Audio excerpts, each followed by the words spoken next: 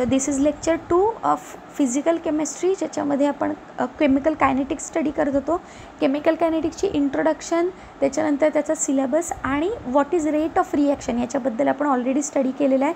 तर या लेक्चरमध्ये आपण कोणते कोणते फॅक्टर्स आहेत जे रेट ऑफ रिॲक्शनवर अफेक्ट करतात त्याच्याबद्दल बघणार आहोत. आणि याच्यातलाच एक टॉपिक आहे रेट लॉ एक्सप्रेशन, तो बघणार आहोत. सो आजचे टॉपिक्स आहेत factors affecting rate of reaction, त्याच्यानंतर इफेक्ट ऑफ कॉन्सन्ट्रेशन, त्याच्यामध्येच आहे हा टॉपिक रेट लॉ एक्सप्रेशन. त्याच्यानंतर रेट कॉन्स्टंट म्हणजे केटबद्दल आपण स्टडी करणार आहोत अँड इट्स फीचर, आणि ऑर्डर ऑफ रिॲक्शन, ऑर्डर काय असते, कशी डिसाईड करतात, या सगळ्या कशी फाइंड करतात, कशी कॅल्क्युलेट करतात, याच्याबद्दल आपण स्टडी करणार. याच्या अगोदर एक रिव्हिजन क्वेश्चन आहे.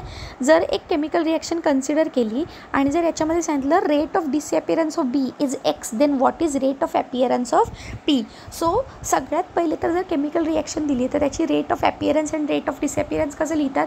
जर 1/2 आहे तर डेफिनेटली त्याचं उलटं होणार आणि त्याच्यामुळे minus dA/dt is equal to काय येणार, 3b आहे. सो 1/3 मायनस dB/dt येणार इज इक्वल टू काय येणार, पीच्या पुढे काहीच नंबर नाही त्याच्यामुळे काय येणार आहे, नॉर्मल dP/dt येणार. बरोबर आहे. आता त्यांनी सांगितले की rate of disappearance of B is X, म्हणजेच या पूर्णची व्हॅल्यू किती आहे, एक्स आहे. तर त्यांनी विचारलं की dP आणि dt ची व्हॅल्यू काय असेल.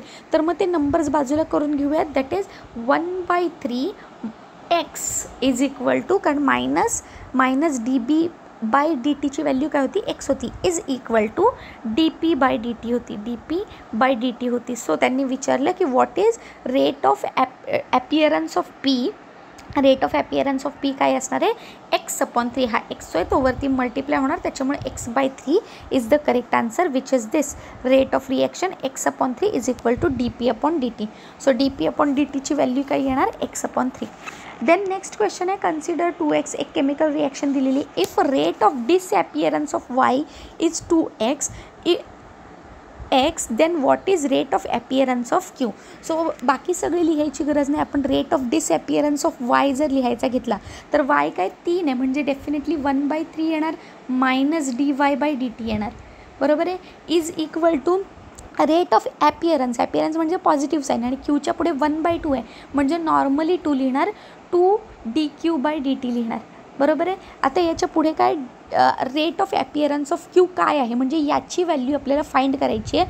आणि dy/dt ची व्हॅल्यू किती दिलेली आहे, 2x, म्हणजे याची व्हॅल्यू जर 2x असेल तर 2x/3 is equal to 2 dQ/dt येणार. बरोबर आहे. म्हणजे जर हे 2 इकडे गेला तर तो 2 आणि 2 कॅन्सल करून टाकणार, त्यामुळे याची फायनल व्हॅल्यू काय बनणार, x/3. त्याच्यामुळे dQ/dt ची व्हॅल्यू पण काय झाली, x/3 आली. ठीक आहे. हेच एक्सप्लेनेशन इथे दिलेलं आहे की जर dy/dt ची व्हॅल्यू 2x आहे तर 2x व्हॅल्यू इथे पुट केली आणि जो dQ आहे त्याच्यापुढे 1/2 आहे, त्याच्यामुळे मी इथे काय केलं, नॉर्मल 2 लिहिला.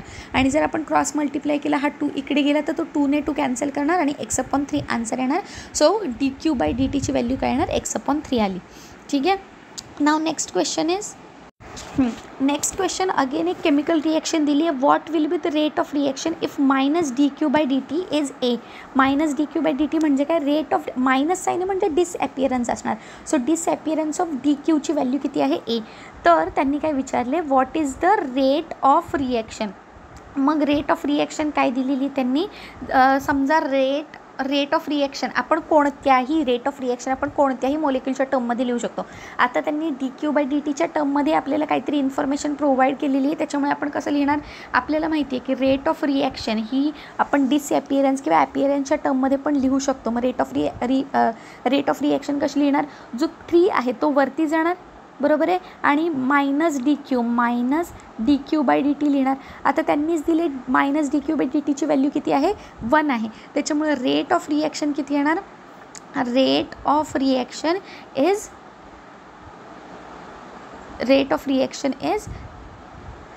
3a.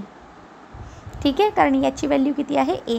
सो फायनल आन्सर काय आहे, 3a, which is this given. ठीक आहे. बघा काय दिले, रेट ऑफ रिॲक्शन आपण तसे तर सगळ्यांचे काढले, पण नेसेसरी नव्हतं, कारण की -dq/dt जी इन्फॉर्मेशन गिवन आहे ती आपण काय केली, पुट केली. सो रेट ऑफ रिॲक्शनमध्ये जर -dq/dt ची व्हॅल्यू जर ए आहे तर मी तिथे पुट केली, आणि खाली जे 1/3 होते ते जशीच्या तशी लिहिले. आपण एक करू शकतो की डिवाईड करून जी स्टॅच्यूमेट्री ती जशीच्या तशी लिहू शकतो, जसं की या केसमध्ये, किंवा आपल्याला जर ते डिवाईड बाय करून लिहायचं नसेल तर आपण नंबर उलटा करून लिहू शकतो. जसं की मी काय केलं होतं, 3 × -dq/dt लिहिलं होतं. ठीक आहे, dq/dt. सो दोन्ही प्रकारे आपण आपला आन्सर करेक्टच येणार आहे. आणि त्याच्यामुळे जर a/1/3 असेल तर हा 3 डिवाईडला आहे, वरती जाऊन काय करणार, मल्टिप्लाय होणार, आणि फायनल आन्सर किती येणार, 3a लिहिणार आहे. बरोबर आहे. So now next point is, आजचा टॉपिक काय आहे की आता आपल्याला शिकायचं आहे factors affecting rate of reaction. मग सगळ्यात पहिले आपल्याला काय शिकायचं आहे की कॉन्सन्ट्रेशनचा इफेक्ट काय होतं. तर आपल्याला कॉमन सेन्सने माहिती आहे, समजा एखादी क्लासरूम आहे, त्या क्लासरूममध्ये जर 5 किंवा 6च मुलं आहेत तर ते एकमेकांशी जास्त इंटरॅक्ट करणार नाही, ते एकमेकांना जास्त आदळणार नाही, त्यामुळे त्यांच्यामध्ये जास्त रिॲक्टिव्हिटी नसणार आहे. पण जर त्याच क्लासरूममध्ये 200 मुलं आहेत तर ते एकमेकांना चिकटत आहेत, मग त्यांच्यामध्ये कोलिजन होतं आहे, मग त्यांच्यामध्ये आदळापट होती आहे, मग त्यांच्यामध्ये जास्त रिॲक्टिव्हिटी दिसते. सो बेसिकली कॉमन सेन्सच्या बेसिसवरती आपल्याला ही गोष्ट माहिती आहे की जर जास्त कॉन्सन्ट्रेशन असेल तर कोलिजन फास्टर होणार, आणि कोलिजन जर फास्टर झालं तर बॉन्ड ब्रेक आणि बॉन्ड फॉर्म होणं जास्त स्पीडने होणार, आणि त्याच्यामुळे केमिकल रिॲक्शन फास्ट होणार, त्यामुळे त्याचा जो प्रोडक्ट बनेल तो फास्ट बनेल. सो याचा जो आपण याच्यानंतर पूर्ण पार्ट बघणार आहोत त्याच्यामध्ये एकच गोष्ट दिसेल, जर कॉन्सन्ट्रेशन वाढवलं तर प्रोडक्टची जी पण किंवा रिॲक्टिव्हिटी जी आहे ती पण वाढेल, आणि प्रोडक्टचं जे फॉर्मेशन आहे ते वाढणार आहे. ठीक आहे. सो हा टॉपिक काय सांगतो, जेव्हा रिएजंट किंवा रिॲक्टंट ॲड केले जातात तेव्हा बॉन्ड ब्रेक आणि बॉन्ड फॉर्म होतात, हे आपल्याला माहिती आहे, पण ते आपल्याला दिसतात का, नाही. मग हे कशाच्या बेसिसवर, आपण थिरॉटिकली कशाच्या बेसिसवर एक्सप्लेन करणार, तर आपण काय बोलतो, जेव्हा दोन रिॲक्टंट एका बीकरमध्ये असतात तेव्हा ते एकमेकांच्या जवळ काय करणार, इंटरॅक्ट करणार, कोलिजन होणार, त्यांचं कोलिजनमुळे नवीन बॉन्ड, जुने बॉन्ड ब्रेक होणार, नवीन बॉन्ड फॉर्म होणार, आणि या केमिकल बिहेवियरमुळे चेंज होणार. जसं की फॉर एक्झाम्पल ए आणि बीमध्ये जो बॉन्ड होता त्याच्यामुळे त्यांची जी केमिकल प्रॉपर्टी होती, आता जो ए आणि डीमध्ये जो बॉन्ड तयार झालेला आहे त्यांच्या ज्या केमिकल प्रॉपर्टीज आहेत दोज आर डिफरंट. जसं फॉर एक्झाम्पल की ए आणि बी एखादा पर्टिक्युलर कलर शो करतो येल्लो कलर, पण ए आणि डी कोणता कलर शो करतो, ऑरेंज कलर शो करतो. सो काय झालं, त्यांच्या प्रॉपर्टीजमध्ये डिफरन्स आला. सो एक्झाम्पल काय दिले, ए आणि बीचं बिहेवियर कसं होतं, will different from A and D. So A and डीपेक्षा ए अँड बीचं बिहेवियर काय असणार आहे, चेंज. मग तो चेंज तर आपल्याला दिसतो, कलर चेंज तर आपण बघू शकतो, आपण केमिकल रिॲक्शन नाही बघत, पण आतमध्ये काय घडते ते आपल्याला दिसत नसेल तरी आपल्याला कलर चेंज दिसतो आहे, आणि या चेंजवरून समजणार की प्रोडक्ट तयार झालं आहे. आता हे प्रोडक्ट जे तयार होतं आहे त्याचा स्पीड कधी जास्त असणार, रिॲक्टंट जेव्हा इंटरॅक्ट करणार रिॲक्टंट मोलेक्युलमध्ये, जर तर त्यांच्यामध्ये कोलिजन फास्ट होणार, आणि मग त्याच्यामुळे त्यांच्यातले बॉन्ड ब्रेक आणि फॉर्म फास्ट होणार. मग याचाच अर्थ काय आहे, जी केमिकल रिॲक्शन आहे ती फास्ट होणार, आणि त्याच्यामुळे जो प्रोडक्ट आहे तो पण फास्ट बनणार. ठीक आहे. सो जर या स्टेप्समध्ये काय झालं, या सगळ्यामधल्या ज्या स्टेप्स आहेत त्या जर फास्ट झाल्या तर रिॲक्टंटपासून प्रोडक्ट पण कसा बनेल, फास्ट बनेल, आणि रेट ऑफ रिॲक्शन काय करेल, इन्क्रीज होईल. सो जे मगाशी आपण थिरॉटिकली शिकलो तेच वरती इम्पॉर्टंट टॉपिकमध्ये लिहिलं आहे की जर रेट ऑफ रिॲक्शन वाढली याचाच अर्थ कोलिजन काय केलेलं आहे, वाढलेलं आहे. बरोबर आहे. म्हणून it is rate of reaction is directly proportional to collision between reactant and it is directly proportional to जेवढी क्वांटिटी आहे, जर जास्त क्वांटिटी आहे तर जास्त कोलिजन आणि जास्त रेट रिॲक्शन. म्हणून नंबर ऑफ रिॲक्टंट मोलेक्युल्स, जर मोलेक्युल्सची क्वांटिटी वाढली तर which is per unit volume, एकच युनिट ठेवलं आहे मी, क्लासरूमची क्वांटिटी सेम ठेवलेली आहे, त्याचं व्हॉल्यूम चेंज केलेलं नाही. जर 10/10ची रूम आहे तर आधी 4 मुलं पण 10/10च्याच रूममध्ये होती, आणि आता 100 मुलंसुद्धा 10/10च्याच रूममध्ये आहेत. सो सेम गोष्ट की पर युनिट व्हॉल्यूम, यालाच आपण काय बोलतो, number of moles per unit volume, यालाच आपण काय बोलतो, कॉन्सन्ट्रेशन बोलतो. बरोबर ना. म्हणजेच रेट ऑफ रिॲक्शन ही कशी आहे, डिरेक्टली प्रपोर्शनल टू कॉन्सन्ट्रेशन आहे. ठीक आहे. हा झाला एक फॅक्टर. आता दुसरी एक गोष्ट, जरी कोलिजन होतं आहे पण जर त्यांच्यातले बॉन्ड ब्रेक किंवा फॉर्मच होत नसतील तर कोलिजन होणारच नाही, आणि कोलिजन जरी झालं तरी त्याचा काहीच यूज होणार नाही. याचा अर्थ ए आणि बीमधला बॉन्ड जर स्ट्रॉंग असेल तर ए मग डीवरती जाऊन कितीही आदळला तरी तो त्याच्यासोबत बॉन्ड फॉर्म करू शकणार नाही. So second factor chemical reaction किंवा रेटवरती अफेक्ट करणार काय आहे, कोणते मोलेक्यूल ज्यांचा बॉन्ड खूप स्ट्रॉंग फॉर्म होतो, कोणते मोलिक्यूल ज्यांचा बॉन्ड इझिली ब्रेक होतो, कोणाचा खूप स्ट्रॉंग बनतो, ही पण एक फॅक्टर आहे. तर हेच आपलं सेकंड ऑब्झर्वेशन आहे की जर पी आणि क्यूमध्ये एक रिॲक्टंट आहे आणि आर आणि एस काय, एस आणि आर काय आहे, ते एक दुसरा रिॲक्टंट आहे. हे दोन्ही रिॲक्टंट मी एका बीकरमध्ये टाकले, पण त्याच्यामध्ये जो आर आणि एसचा जो बॉन्ड आहे तो कसा आहे, स्ट्रॉंग आहे, आणि जो पी क्यू आहे तो थोडा वीक आहे. जर यांचा बॉन्ड स्ट्रॉंग असेल आर एसचा, तर ते बॉन्ड ब्रेक होणार का, ते इझिली ब्रेक होणार नाहीत. आणि जर ते इझिली ब्रेक होत नाही आहेत म्हणजे त्यांचं कोलिजन होऊन पण फायदा नाही. त्यामुळे ते जर त्यांचा बॉन्ड ब्रेकच लवकर होत नाही तर ते दुसऱ्यांसोबत बॉन्ड लवकर फॉर्म पण करणार नाही आणि त्यामुळे नवीन प्रोडक्ट बनणार पण नाही. त्याच्याचमुळे ज्याचा बॉन्ड इझिली ब्रेक होतो तेच पटापट बॉन्ड ब्रेक करतात आणि नवीन नवीन बॉन्ड पटापट बनवतात आणि नवीन नवीन प्रोडक्ट पण पटापट लवकर बनवतात, फास्टर बनवतात. त्याच्याचमुळे याच्यामध्ये काय लिहिलं आहे, रेट ऑफ रिॲक्शन कशी आहे, बॉन्ड स्ट्रेंथवर इन्व्हर्सली प्रपोर्शनल आहे. की जर खूप स्ट्रॉंग बॉन्ड स्ट्रेंथ असेल तर त्यांचा रेट ऑफ रिॲक्शन एकदम स्लो असतो, कारण की बॉन्ड ब्रेकच होणार नाही, नवीन बॉन्ड फॉर्म होणार नाही. आणि तेच रेट ऑफ रिॲक्शन कशी आहे, डिरेक्टली प्रपोर्शनल आहे बॉन्ड ब्रेकिंग टेंडन्सीवर. की जर बॉन्ड ब्रेक करायची टेंडन्सी फास्ट असेल तर रेट ऑफ रिॲक्शन पण फास्ट आहे. ठीक आहे. सो हा एक सेकंड फॅक्टर आहे की ज्याच्यावरती रेट ऑफ रिॲक्शन डिपेंड करते. ठीक आहे. म्हणजे जो बॉन्ड लवकर ब्रेक होईल त्याची स्ट्रेंथ कमी असेल आणि त्याचा रेट ऑफ रिॲक्शन कसा असणार, ते जास्त असणार. हा झाला सेकंड फॅक्टर. नाव थर्ड फॅक्टर इज मासच्या बाबत, वजनाच्या बाबत. की जर कोणत्याही एखादा ॲटम आहे ज्याचं मास कसं आहे, जास्त आहे. ऑफकोर्स जर त्याचं मास जास्त असेल म्हणजे त्याची मोशन कशी असणार आहे, कमी असणार आहे. बरोबर आहे. मोशन म्हणजेच काय, समजा एखादा 10 किलोचा माणूस आहे तर तो एका ठिकाणून दुसऱ्या ठिकाणी पटापट धावत जाऊ शकतो. पण सेम जर मी 50 किलोचा माणूस त्याच्याच जागी ठेवला तर तो त्याचं वजन सांभाळता येणार नाही आणि त्यामुळे त्याला इझिली मोशन करता येणार नाही. त्यामुळे जर कोणत्याही मोलेक्युलचं मास जास्त असेल म्हणजे त्याची मोशन काय असणार आहे, कमी असणार. मोशन म्हणजेच काय, कायनेटिक एनर्जी. कारण कायनेटिक एनर्जी कशाच्या रिलेटेड आहे, जेव्हा आपण कोणता मोलेक्यूल मूव्हमेंटमध्ये असतो तेव्हा त्याची जी एनर्जी असते त्याला कायनेटिक एनर्जी बोलतात. मग जर मोशन कमी असेल म्हणजे कायनेटिक एनर्जी पण कमी, आणि ज्या मोलेक्यूलकडे एनर्जी कमी असते त्यांची स्टेबिलिटी कशी असते, जास्त असते. सो डेफिनेटली त्याच्यामुळे त्यांची कायनेटिक एनर्जी कमी आहे म्हणजे त्यांची स्टेबिलिटी कशी आहे, जास्त आहे. जर स्टेबल जास्त आहे म्हणजे ते दुसऱ्यांसोबत बॉन्ड ब्रेक करण्याची टेंडन्सी ठेवणार का, नाही. मी जर स्टेबल आहे तर मी माझा बॉन्ड ब्रेक करणार नाही आहे. बरोबर आहे. त्यामुळे माझी बॉन्ड स्ट्रेंथ वाढली. आता बॉन्ड स्ट्रेंथवरून आपण वरून शिकलोच आहे, जर बॉन्ड स्ट्रेंथ वाढली तर रेट ऑफ रिॲक्शन काय होणार आहे, कमी होणार आहे. ठीक आहे. सो हाच एक फॅक्टर आहे जो इथे एक्सप्लेन केलेला आहे की जर मोलेक्युलचं मास, पॉईंट थर्ड काय एक्सप्लेन करतो, जर मोलेक्युलचं मास जास्त असेल तर मोशन कशी असणार आहे, कमी असणार आहे. जसं जाडा माणूस त्याची मोशन कशी असते, कमी असते. बरोबर आहे की नाही. नाव इन टर्म्स ऑफ मोलेक्यूल काय आहे, जर मोलेक्यूलची मोशन कमी असेल तर ते जवळजवळ प्रेझेंट असतील कारण ते जास्त मूवमेंट करत नाही. मोशन करायला नो स्पेस फॉर देम, त्यामुळे त्यांना मोशन करायला जागा नाही. ते जवळजवळ प्रेझेंट असतील तर त्यांच्यामध्ये एकमेकांमध्येच काय असतं, इंटरॅक्शन जास्त असतं. जर ते जवळजवळ असतील तर अट्रॅक्टिव्ह आणि रिपल्सिव्ह फोर्सेस पण जास्त आहेत. हे मोलेक्यूल एकमेकांसोबत आहेत, ए आणि बी समजा मोलेक्यूल आहेत, तर त्यांच्यामध्येच इंटरॅक्शन होते. ते दुसऱ्या कोणासोबत बॉन्ड फॉर्म करू शकतच नाही आहे. पण जर यांचे मासेस जर कमी असतील तर ते एकमेकांपासून बरेच दूर आहेत, त्यामुळे ते दुसऱ्या कोणत्याही मोलेक्यूलसोबत इझिली बॉन्ड बनवू शकतात. या केसमध्ये मोलेक्यूल कसे आहेत, एकमेकांच्या जवळ आहेत, त्यामुळे फोर्सेस कसे आहेत, स्ट्रॉंग आहेत आणि त्यामुळे त्यांची बॉन्ड स्ट्रेंथ कशी आहे, स्ट्रॉंग आहे.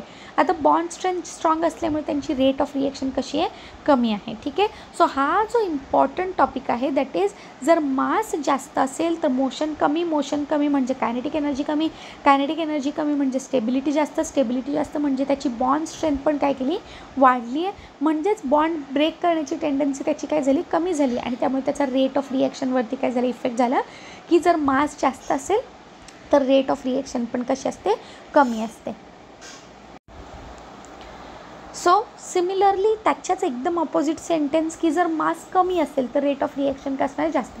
जर मास कमी आहे तर मोशन त्यांची कशी असणार आहे, जास्त असणार आहे म्हणजे त्यांची कायनेटिक एनर्जी पण जास्त असणार. म्हणजे जर कोणाची मोशन जास्त आहे किंवा त्याच्याकडे असलेली एनर्जी जर जास्त आहे तर त्याची स्टेबिलिटी कशी असणार आहे, कमी असणार आहे म्हणजे त्यांची बॉन्डची जी स्ट्रेंथ आहे ती पण कमी असेल. म्हणजे बॉन्ड ब्रेक करण्याची जी सवय आहे, त्यांची टेंडन्सी आहे ती जास्त असणार, त्यामुळे त्यांची रेट ऑफ रिॲक्शन कशी असणार आहे, जास्त असणार आहे. ठीक आहे. आता याच्याच बेसिसवरती जर 3 रिॲक्टंट दिलेले आहेत ज्यांचं सेम टेम्परेचर किंवा प्रेशर जे आहे ते सेम आहे, ठीक आहे, ए बी आणि सी मोलेक्युल दिलेले आहेत. याच्यामध्ये नोटीस करण्यासारखी गोष्ट काय की मास जे आहे, एचं जे मास आहे ते हायेस्ट आहे, बीचं मास मीडियम आहे आणि सीचं मास जे आहे ते सगळ्यात कमी आहे. तर याच्यामध्ये काय दिलं आहे, which reactant will show most rate of reaction. मग आपण काय शिकलो, जर मास कमी असेल तर रेट ऑफ रिॲक्शन जास्त असतं आणि मास जर जास्त असेल तर रेट ऑफ रिॲक्शन कमी होते. मग इथे काय विचारले, कोणाचा रेट ऑफ रिॲक्शन जास्त असणार आहे, मग ज्याचा मास कमी त्याचं रेट ऑफ रिॲक्शन जास्त, आणि त्याच्यामुळे एम सी जो आहे तो कसा असणार आहे, रिॲक्टंट सी जो आहे तो त्याची रेट ऑफ रिॲक्शन कशी असणार आहे, जास्त. ज्याचं मास सगळ्यात कमी त्याची रेट ऑफ रिॲक्शन जास्त, आणि ते मास कोणाचं कमी आहे, सी मोलेक्युलचं, म्हणून reactant C has more rate of reaction. ठीक आहे. आता CSIRमध्ये विचारलेला एक क्वेश्चन होता 4 मार्कासाठी, ज्याच्यामध्ये काय दिले की याच्यातली कोणती रिॲक्शन जी आहे ती सगळ्यात फास्टेस्ट होणार. तर आपण नोटीस केलं तर याच्यामध्ये क्लोरीन पण कॉमन आहे, फ्लोरीन पण कॉमन आहे. डिफरन्स कशामध्ये येतो, हायड्रोजन, ड्यूटेरियम आणि ट्रिटियममध्ये. तर यांच्यामध्ये हे तिघं पण काय आहेत, एकमेकांचे आयसोबार्स आहेत, ज्याच्यामध्ये याचं हायड्रोजनचं मास किती आहे 1, ड्यूटेरियमचं किती आहे 2 आणि ट्रिटियमचं किती आहे 3. मग जर ट्रिटियमचं मास जास्त आहे म्हणजे त्याची रेट ऑफ रिॲक्शन कशी असणार, कमी असणार. मग सेंटेन्सेस काय आहे, ए कसं आहे, फास्टर केमिकल रिॲक्शन घडते. ए म्हणजे कोण, हायड्रोजन, मग हायड्रोजनचं मास कमी आहे म्हणजे त्याची रेट ऑफ रिॲक्शन जास्त असणार. बी इज फास्टर बट नो, बी कसं आहे, मीडियम रेंजचा आहे. जो ड्यूटेरियम आहे तो कसं आहे, मीडियम स्पीडचा आहे. सी इज फास्टर, ट्रिटियमचं तर मास कसं आहे, हायेस्ट आहे, त्यामुळे त्याची रेट ऑफ रिॲक्शन लोवेस्ट राहणार आणि सगळ्यांचे रेट इक्वल राहणार. तर that is also wrong statement. So option A is correct, which is a is faster. म्हणजे जर हायड्रोजन असेल तर हायड्रोजनचं मास कसं आहे, कमी आहे आणि त्याच्यामुळे त्याची रेट ऑफ रिॲक्शन कशी असणार, जास्त असणार आहे. ठीक आहे. नाव नेक्स्ट फॅक्टर्स काय काय अफेक्ट करतात त्यांच्याबद्दल शिकणार आहोत. नाव कोणते कोणते फॅक्टर्स आहेत जे रेट ऑफ रिॲक्शनला अफेक्ट करतात. सो आपण याच्या आधी थिरॉटिकली काही पार्ट बघितले. नाव आता मॅथमॅटिकली जर बघितलं तर नेचर ऑफ रिॲक्टंट जर आपण बघितलं की बॉन्ड स्ट्रेंथच्या बाबत आपण याच्या अगोदर थिरॉटिकली हा टॉपिक घेतलेला आहे की जर बॉन्ड स्ट्रेंथ कशी असेल, बॉन्ड स्ट्रेंथ जर जास्त असेल तर रेट ऑफ रिॲक्शन काय होणार आहे, कमी होणार आहे. ठीक आहे. सिमिलरली इफेक्ट ऑफ कॉन्सन्ट्रेशन, जर कॉन्सन्ट्रेशन वाढलं तर क्वांटिटी वाढणार, कोलिजन वाढणार आणि त्याच्यामुळे जास्त स्पीड होणार. त्यामुळे जर कॉन्सन्ट्रेशन वाढलं तर कोलिजन वाढणार आणि रेट ऑफ रिॲक्शन पण काय करणार, वाढणार. इफेक्ट ऑफ टेम्परेचर काय, मोस्टली टेम्परेचर जर वाढवलं तर त्यांच्यामध्ये काय होतं, कोलिजन वाढतं, एकमेकांना त्यांना एक एनर्जी मिळते, बरोबर, कायनेटिक एनर्जी मिळते. जर आपण हीट केलं तर मोलिक्युल्सना काय मिळते, कायनेटिक एनर्जी, त्यामुळे त्यांची मोशन वाढते, मूवमेंट वाढते आणि त्यामुळे त्यांचं कोलिजन वाढतं आणि त्यामुळे रेट ऑफ रिॲक्शन वाढते. And effect of catalyst, mostly generally आपल्याला माहिती आहे कॅटलिस्टचं काम काय, it increases the rate of reaction आणि त्यामुळे कॅटलिस्टचं काम काय, it generally increases the rate of reaction. ठीक आहे. नाव आता आपण सगळ्यात पहिला इफेक्ट बघणार आहोत, effect of concentration on rate of reaction. So आपल्याला टेक्निकली ही गोष्ट माहिती आहे की जर रेट वाढला, कॉन्सन्ट्रेशन वाढलं तर कोलिजन वाढणार आहे आणि कोलिजन वाढलं तर रेट जो आहे तो वाढणार आहे. पण तो एक्सप्लेन करण्याचा मॅथमॅटिकल इक्वेशन काय, तर त्याच्यासाठी आपण एक लॉ शिकणार ज्याचं नाव आहे रेट लॉ इक्वेशन. ठीक आहे, किंवा रेट लॉ एक्सप्रेशन. तर त्याच्याबद्दल आत्ता आपण सध्या शिकणार आहोत. So effect of concentration on rate of reaction कसं रिप्रेझेंट करतात, तर ते रिप्रेझेंट करण्यासाठी आपण कोणता रूल वापरतो, रेट लॉ एक्सप्रेशन वापरतो. ठीक आहे. ज्याच्यामध्ये काय दिलेलं असतं की जे पण रिॲक्टंटचं कॉन्सन्ट्रेशन आहे त्याच्यावरती काय आहे, रेट हा डिपेंड आहे. हा कसा डिपेंड आहे, डिरेक्टली प्रपोर्शनल. की जर कॉन्सन्ट्रेशन ऑफ रिॲक्टंट वाढवलं तर रेट काय करणार आहे, वाढणार आहे. जे आपल्याला माहितीच आहे की जर मी एखाद्या बीकरमध्ये 2च मोलिक्यूल टाकले तर त्यांचं स्पीड कमी असणार, पण जर मी 10 मोलिक्यूल टाकले तर त्यांचं कोलिजन वाढणार आणि त्यामुळे त्याचा रेट काय करणार, वाढणार आहे. ठीक आहे. सो याच्यासाठी त्यांनी काय दिली आहे की रेट लॉ एक्सप्रेशन काय सांगतं की रेट कसा आहे, रेट हा डिरेक्टली प्रपोर्शनल आहे कॉन्सन्ट्रेशनच्या. पण कोणाचं कॉन्सन्ट्रेशन, कॉन्सन्ट्रेशन ऑफ रिॲक्टंट. ठीक आहे. सो याच्यामध्ये काय सांगितलं आहे बघा, नाव rate is directly proportional to concentration of A and concentration of B. आता कन्सन्ट्रेशनच्या वरती काही व्हॅल्यू असतात एक्स आणि वाय. ही जी एक्स आणि वाय व्हॅल्यू आहे ती मे बी एच्या समोरच्या आधीची जी स्टेइचियोमेट्री आहे, जसं की आता एच्या अगोदर काय स्टेइचियोमेट्री होती, नॉर्मल ए किंवा स्मॉल ए, आणि बीच्या अगोदरची स्टेइचियोमेट्री काय होती, स्मॉल बी. तर हे ए किंवा बी असू शकतात किंवा नसू पण शकतात. हे जे एक्स आणि वाय आहेत त्याला आपण काय बोलतो, ऑर्डर ऑफ रिॲक्शन. काय बोलतो आपण, ऑर्डर ऑफ रिॲक्शन. मग रेट लॉ एक्सप्रेशन काय सांगतो, rate is directly proportional to concentration of reactant. मग हे जे डिरेक्टली प्रपोर्शनलचं साईन आहे ते जर आपल्याला काढायचं असेल तर आपण काय करणार, त्याच्या जागी एक कॉन्स्टंट लिहिणार. मग डिरेक्टली प्रपोर्शनलचं साईन काढायचे तर त्याच्या जागी मी कॉन्स्टंट वापरला के, ज्याला आपण काय बोलतो, कॉन्स्टंट. ठीक आहे, ज्याला आपण काय बोलणार आहोत, कॉन्स्टंट बोलणार. तर रिॲक्शन कॉन्स्टंट बोलणार आहोत. ठीक आहे, मग रेट काय आहे, rate is equal to K equals to concentration of A into concentration of B. A आणि बी दोघं पण रिॲक्टंट आहेत, याच्यात प्रोडक्टचा काही संबंध नाही. Where X is order with respect to A, Y is order with respect to B, आणि N काय आहे, X plus Y which is order of total reaction. पूर्ण केमिकल रिॲक्शनची ऑर्डर आपण बघणार आहोत आणि याच्याचबद्दल आपण डिटेलमध्ये बघणार आहोत. आणि के काय आहे, it is a rate constant. ठीक आहे. नाव द क्वेश्चन इज, जर मी एखादा तुम्हाला रेट लॉ एक्सप्रेशन दिलं आणि जर मी सांगितलं की याच्यातला जो रिॲक्टंट आहे, एखादा रिॲक्टंट आहे त्याचा जर मी रेट काय केला, इन्क्रीज किंवा मग रेट लॉ एक्सप्रेशन काय सांगतं की समजा मी एखादं रेट दिल्यात तुम्हाला आणि त्याच्यामध्ये जर सांगितलं की त्यातल्या एखाद्या मोलेक्युलचा जर कॉन्सन्ट्रेशन मी डबल केलं किंवा दोघांचंही कॉन्सन्ट्रेशन डबल केलं तर काय इफेक्ट होईल. तर इथे रेट लॉ एक्सप्रेशन काय दिलेलं आहे की रेट कसा आहे, के इंटू एची ऑर्डर किती आहे 2 आणि बीची ऑर्डर किती आहे 3. जर मी म्हणाले की कॉन्सन्ट्रेशन ऑफ ए जर मी डबल केलं तर काय इफेक्ट होतो, मग काय होणार, जर कॉन्सन्ट्रेशन ऑफ ए डबल झाला तर के तर लिहिणार मी, कॉन्सन्ट्रेशन ऑफ ए काय केलं, डबल केला, स्क्वेअर लिहिला, बीचं पण काय केलं, क्यूब लिहिला. क्यूब किंवा स्क्वेअर बोलण्यापेक्षा 2 आणि 3 बोलायचं. ठीक आहे. आता हा जो 2 आहे तो याला पण मल्टिप्लाय होणार आणि हा जो 2 आहे तो एला पण मल्टिप्लाय होणार, बरोबर ना. मग त्याच्यामुळे काय होणार आहे, के 4 येणार. 2चा स्क्वेअर किती येणार बघा, 2चा स्क्वेअर किती आला, 4, बरोबर आहे. आणि आतमधली जी टर्म आहे ती जशीच्या तशी ठेवली, ए स्क्वेअर आणि बीचा क्यूब. सो हे जर दिसलं तर हे आपलं ओरिजिनल इक्वेशन होतं. के पण आपलं काय आहे, ओरिजिनल इक्वेशनमध्येच आहे, बरोबर आहे. त्यामुळे एक्स्ट्रा काय आले, 4 आले. सो जो रेट आहे तो कसा वाढणार आहे, 4 टाइम्स. सो जर मी एका रिॲक्टंटची क्वांटिटी जस्ट डबलने जरी केली तरीसुद्धा त्याचा रेट कसा वाढतो, 4 टाइम्स वाढतो. हे कशावर डिपेंड आहे, त्याच्या ऑर्डरवरती डिपेंड आहे. जशी त्याची ऑर्डर असेल तसा ते रेट काय करणार आहे, चेंज होत राहणार आहे.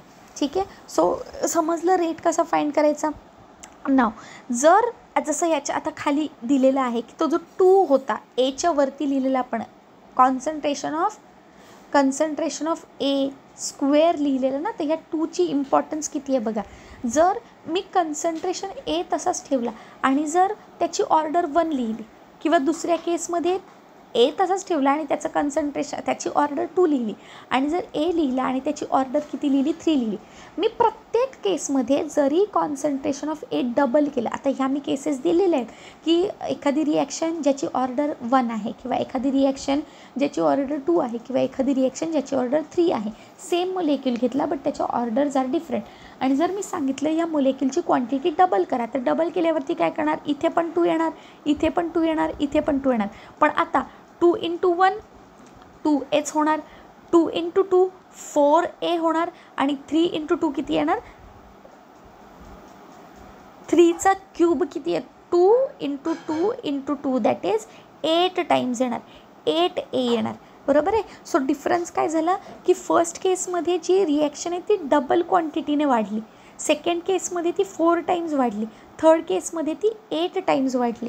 सो हा आहे इम्पॉर्टन्स ऑफ ऑर्डर की जे आपण कॉन्सन्ट्रेशनच्या वरती जे नंबर लिहितो त्या ऑर्डरवरती डिसाईड होतं की नक्की रेट कितीच्या स्पीडने वाढणार आहे.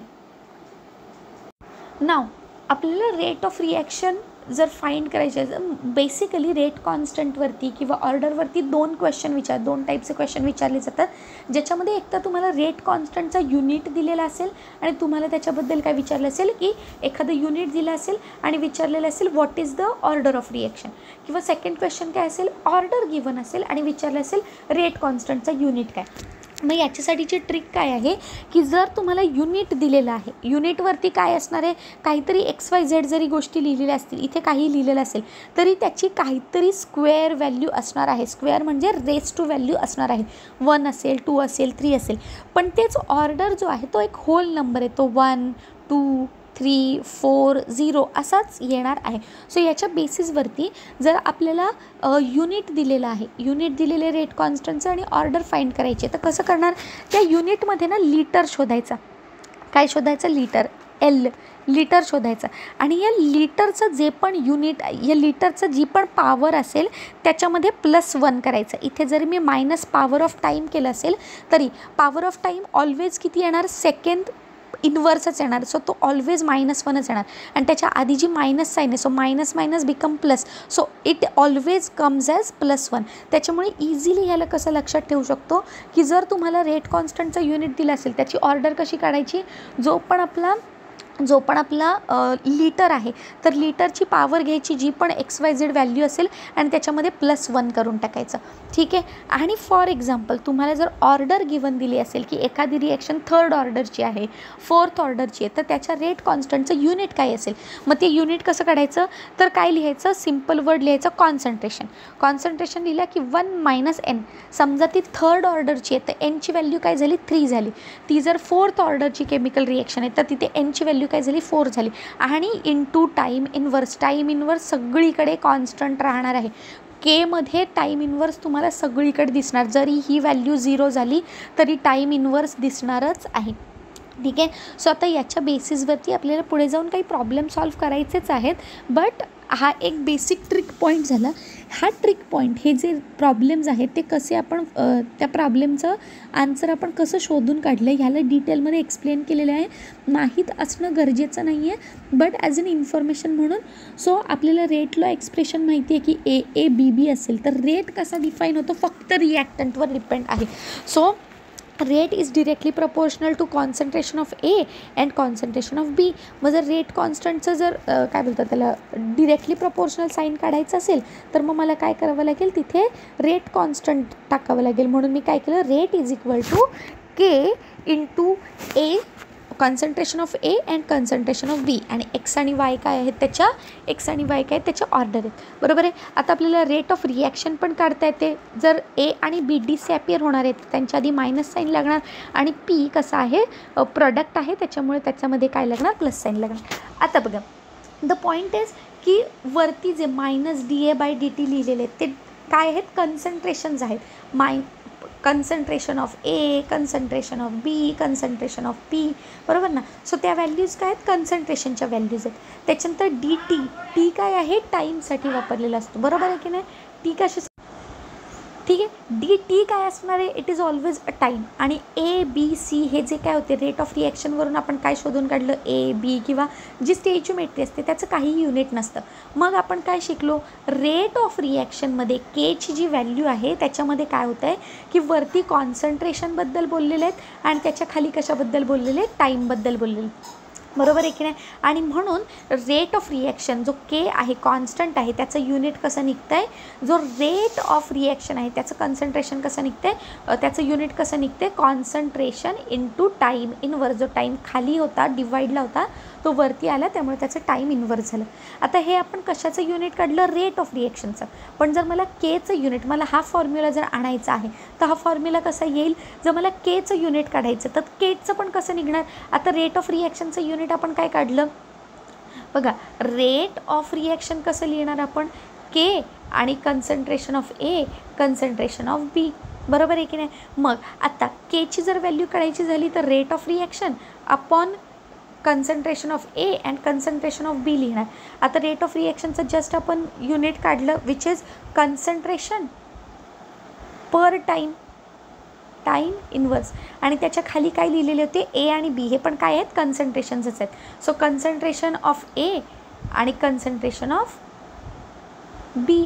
बरोबर ना. कन्सन्ट्रेशन Aच्या वरती त्याची पॉवर आहे, कन्सन्ट्रेशन Bच्या वरती त्याची पॉवर आहे. सो X + Y काय झाले. आता बघा, हे मल्टिप्लिकेशनमध्ये इथे जाऊन काय करणार, मल्टिप्लिकेशनची रूल काय असतो, जर बेस सेम असेल तर पॉवरला काय करतो आपण, ॲड करतो. म्हणून X + Y काय केले, ॲड केले. नाव एक्स प्लस वाय काय आहे, order of reaction, overall order of reaction हे आपण फर्स्ट पेजवरती शिकलो होतो.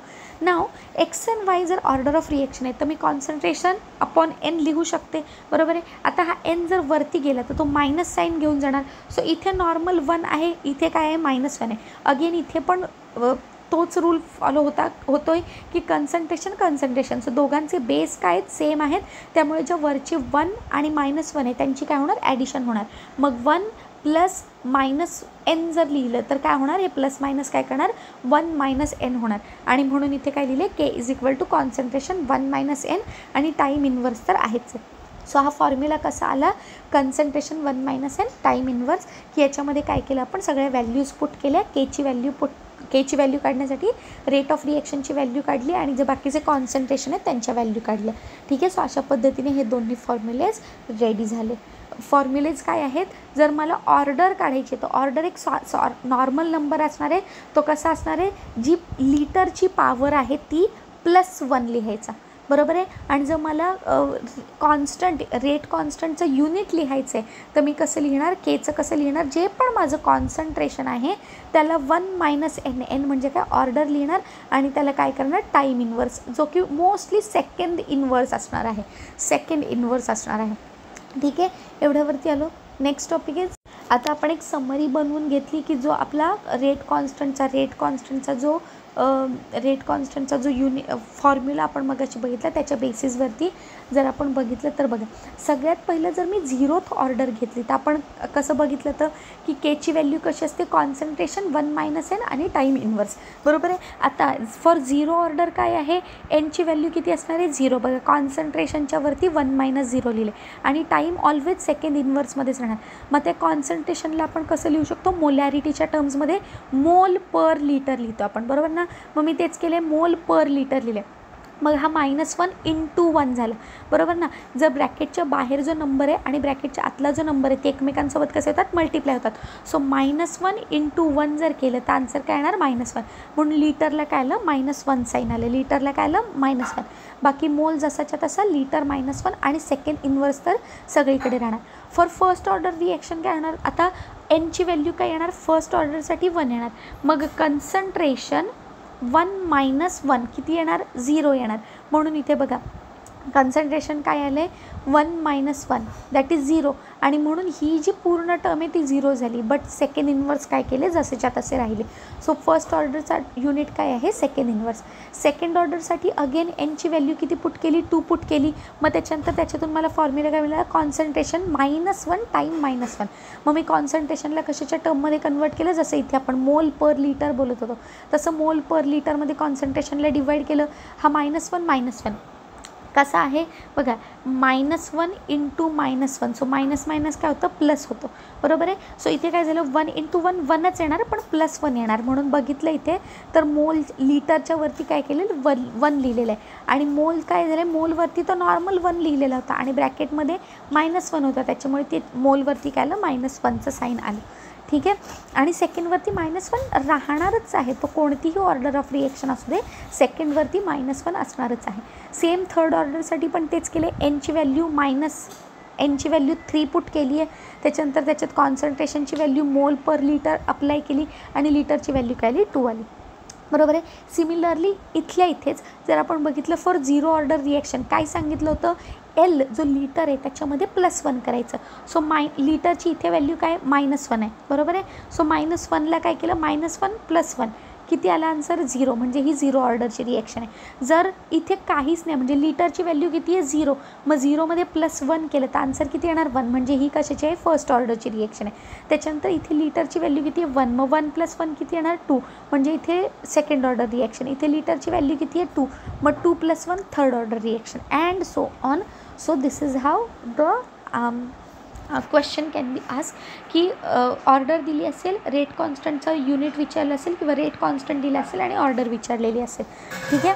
सो इफ आता याच्यानंतर आपण याचे प्रॉब्लेम्स बघणार आहोत की if the rate constant K is litre square मोल -2 second inverse, what is the order of the reaction. So order कशी काढायची, हा एक बेसिक नंबर आहे, लीटरची जी पॉवर आहे त्याच्यामध्ये +1 करायचं, बरोबर आहे. मग इथे लीटरची पॉवर किती आहे 2, मग 2 + 1 किती येणार 3.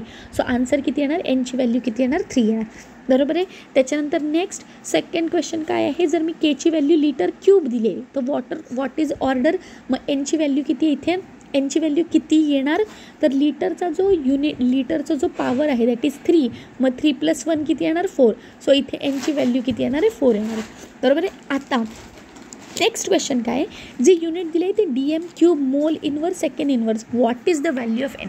आता बरीचशी मुलं इथे कन्फ्यूज होणार की इथे ते एलची व्हॅल्यू किती येणार, एल पॉवरची व्हॅल्यू किती येणार 3, but 1 litre is equal to 1 DM³, त्याच्यामुळे लीटरची व्हॅल्यूज किती आहे DM³ आहे, बरोबर आहे ना. त्यामुळे जर 1 DM³ लिहिले आहे म्हणजे तो काय आहे 1 लीटर आहे, बरोबर आहे. त्यामुळे इथे लीटरची पॉवर किती आहे 1, आणि म्हणून इथे काय होणार 1, इथे मात्र काय होणार, जर DM³ आहे तर ती व्हॅल्यू किती आहे 1, मग 1 + 1 किती येणार 2, त्याच्यामुळे इथे एनची व्हॅल्यू किती येणार 2. बघा इथे लिहिले 1 metre cube 1 DM³ is 1 litre, आणि त्याच्यामुळे जर 1 DM³ अशा टर्म्समध्ये लिहिलं असेल तर आपल्याला हे समजलं पाहिजे की लीटरमध्ये 1च येते ती व्हॅल्यू, आणि 1 + 1 किती येणार 2, त्यामुळे पॉवर किती त्याची जी ऑर्डर आहे ती किती आहे 2 आहे, ठीक आहे.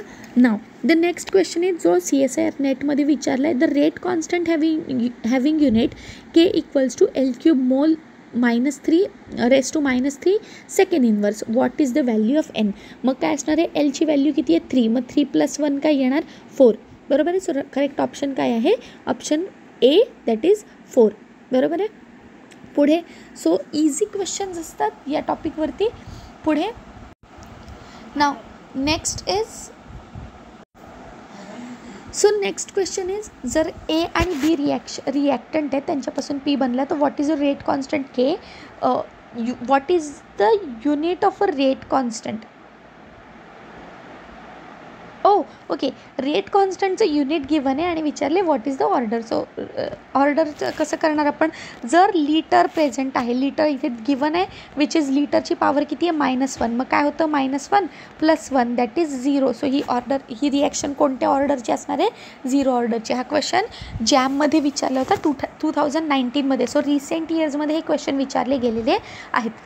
नाव द क्वेश्चन, एक गिवन रिॲक्शन दिलेली आहे ज्याचा रेट कॉन्स्टंट दिलेला आहे आणि सांगितले what is the order of reaction. आता याच्यात पण जर नोटीस केलं तर आन्सर जे आहे ते DM³ विचारलेले आहे. DM³ म्हणजेच काय 1 लीटर, म्हणजे इथे जो पण लीटर आहे त्याची पॉवर किती आहे 1, आणि मग 1 + 1 किती येतं 2, त्याच्यामुळे याची जी ऑर्डर आहे ती किती असणार आहे 2 असणार आहे. So option A is correct, that is 2, बरोबर आहे. Next unit of K for 0 order reaction. मग 0 ऑर्डर रिॲक्शनसाठी काय असते तर युनिट फाइंड करण्यासाठी आपण काय शिकलो होतो, कॉन्सन्ट्रेशन 1 - n × सेकंड इनवर्स, बरोबर आहे. मग आता एनची व्हॅल्यू किती सांगितली आहे फॉर 0 ऑर्डर रिॲक्शन, म्हणजे एनची व्हॅल्यू किती आहे 0 म्हणजे काय इथे 1च राहणार. मग कॉन्सन्ट्रेशन 1, जर कॉन्सन्ट्रेशन 1 आहे तर आता जे युनिट्स आहेत ते कसे आहेत मोलॅरिटीच्या टर्ममध्ये आहेत. मोलॅरिटी म्हणजे तेच झालं कॉन्सन्ट्रेशनच्या, त्यांनी मोल पर लिटर अशा कोणत्याही टर्ममध्ये लिहिलेलं नाही. त्याच्यामुळे आपण काय शोधलेलं, मोलच्या वरती 1 होतं आणि सेकंडच्या इथे -1 होतं. So the correct answer is mole per second. मोल पर सेकंड, बघा मोल -1 नाही, मोल 0 येणार नाही, M0 येणार नाही. So mole per second is the correct answer, ठीक आहे. Now the fourth question is rate law expression. The unit of third order reaction. So question basic हा आहे की जर युनिट काय असेल, केचं युनिट काय असेल जर ती थर्ड ऑर्डर रिॲक्शन आहे तर. मग आपला रूल काय होता, कॉन्सन्ट्रेशन 1 - n आणि सेकंड इनवर्स, बरोबर आहे, सेकंड -1, ठीक आहे. सगळ्यांमध्ये जर युनिट्समध्ये बघितलं तर सेकंड -1च लिहिलेलं आहे. नाव आता कॉन्सन्ट्रेशनमध्ये आपण काय शिकलो की 1 - n करायचं. मग थर्ड ऑर्डरसाठी काय येणार, मोल पर लिटर 2 येणार, 1 - 3 किती येणार, -2 येणार, बरोबर ना. 1 - 3 किती येणार, -2 येणार. मग हे सगळे जे नंबर्स आहेत ते आतमध्ये काय करायचे, मल्टिप्लाय करायचे. आता जर अजून एक गोष्ट नोटीस केली तर ही DM क्यूबच्या म्हणजे लिटरमध्ये पण नाही आहे, तर DM क्यूबच्या फॉर्ममध्ये. सो मोलला आपण तसंच ठेवू, पण लिटरला कसं कन्वर्ट करणार, तर DM क्यूबमध्ये कन्वर्ट करणार, बरोबर आहे. मग याला कसं लिहिणार आपण, की बघा लिटरवरती 1 असतं तेव्हा आपण DM क्यूब लिहितो. आता इथे काय लिटर -1 आहे, म्हणजे इथे कसं लिहिणार, DM -3 लिहिणार, बरोबर आहे. सो या सगळ्या गोष्टी जर लक्षात आल्या असतील, तर आता आपण कुठपर्यंत आलो आहे, की आपण जर मोल फाइंड केला, आपण काय फाइंड केला, हां, जर आपण मोल -2 सेकंड इन्व्हर्स लिहिले, बरोबर आहे. आता मोलला कोणत्या टर्ममध्ये लिहिले त्यांनी, कॉन्सन्ट्रेशनला कोणत्या टर्ममध्ये लिहिले त्यांनी, मोल DM क्यूबच्या. मग ते कसं लिहिणार आपण, मोल लिटर इन्व्हर्स -2 सेकंड इन्व्हर्स, बरोबर आहे. मग ते ह्या मोलला कसं करणार आपण, तर मोलवरती आपण लिहू शकतो -2 आणि लिटरला कसं लिहिणार, DM -क्यूब -2 सेकंड इन्व्हर्स, बरोबर आहे. मग हा मोल 2 तर तसाच राहणार, हा 3 ह्या 2 सोबत काय करणार, मल्टिप्लाय करणार, पण मायनस साईन काय करणार, एकमेकांसोबत प्लस. सो आन्सर काय येणार, DM क्यूब +6, बरोबर आहे. So the final answer is मोलवरती -2 साईन आहे, DM वरती +6 साईन आहे आणि सेकंड कसं आहे, -1 वरती आहे. त्यामुळे correct option is option C is the correct answer, DM cube मोल -2 सेकंड इन्व्हर्स. ठीक आहे. सो ह्या गोष्टी लक्षात, याच्यामध्ये मेन टास्क हाच आहे की लिटरवरती कन्फ्यूज व्हायचं नाही आहे. त्याच्यामध्ये एक गोष्ट लक्षात ठेवायची, 1 लिटर इज 1 DM क्यूब. ठीक आहे. सो आजचा टॉपिक आपला फिनिश झालेला आहे. नेक्स्ट लेक्चरमध्ये आपण काही वेगळे फॅक्टर्स बघणार की जे रेट ऑफ रिएक्शनला अफेक्ट करतात, किंवा इफेक्ट ऑफ कन्सन्ट्रेशनचेच काही डिटेल टॉपिक बघणार, काही ग्राफ बघणार आहोत आणि पुढचा टॉपिक नेक्स्ट लेक्चरला होईल. थँक्यू.